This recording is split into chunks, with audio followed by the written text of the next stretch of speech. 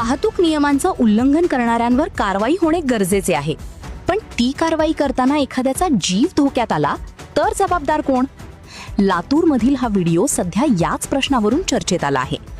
लातूर शहरातील गांधी चौक ते छत्रपती शिवाजी चौक मार्गावरील मिनी मार्केट परिसरात वाहतूक तपासणी दरम्यान घडलेल्या एका घटनेचा व्हिडिओ सोशल मीडियावर वेगाने व्हायरल होते. व्हिडिओमध्ये वाहतूक कारवाई सुरू असताना एका दुचाकीस्वाराला थांबवण्याचा प्रयत्न करण्यात आल्याचे दिसते. मात्र त्यानंतर दुचाकीस्वाराचा अपघात झाल्याची माहिती समोर आली आहे. या घटनेनंतर नागरिकांमध्ये विविध प्रश्न उपस्थित होत आहेत. वाहतूक नियमांचं पालन आणि उल्लंघन करणाऱ्यांवर कारवाई करणं आवश्यकच आहे, मात्र कारवाईची पद्धत सुरक्षित आणि नागरिकांच्या जीविताला धोका न पोहोचवणारी असावी का, यावर चर्चा रंगू लागली आहे. दरम्यान या घटनेचा संपूर्ण व्हिडिओ सोशल मीडियावर मोठ्या प्रमाणात शेअर केला जात असून अनेकांनी यावर आपापल्या प्रतिक्रिया व्यक्त केल्या आहेत. मात्र या प्रकरणातील नेमकी परिस्थिती काय होती याबाबत अधिकृत माहिती अद्याप समोर आलेली नाही.